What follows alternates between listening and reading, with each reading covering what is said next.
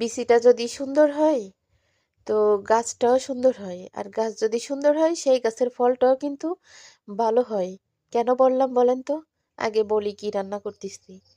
কাতলা মাছ দিয়ে, অল্প মাত্র একটা আলু দিয়ে, অনেকগুলা মাছ, প্রায় এখানে 9 পিস না 10 পিস মাছ আছে দিয়ে কাতলা মাছ রান্না করতেছি। কারণ আজকে হচ্ছে বৃহস্পতিবারের রাত, রান্না করে রাখতেছি, সকালে আর রান্না করব না, কারণ কালকে মেহমান আসবে। সকালে এমনি অনেক রান্না বাড়ার চাপ আছে, এজন্য একটু বেশি করে রান্না করে রাখতেছি। এখন খাবে, আর হচ্ছে রাতে এই সকালে খাবে।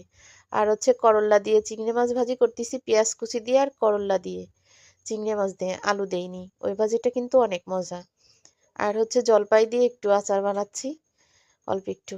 এই যে আমার বোন মানে চালের গুঁড়া কুটিছি, প্রায় 14-15 কেজির মতো চালের গুঁড়া কুটিছি। ও টিখে টিখে মানে কৌটায় কৌটায় করে উঠায় রাখবে, জন্য ও টিকতেছে। তা আসলে ওই কথাটা কেন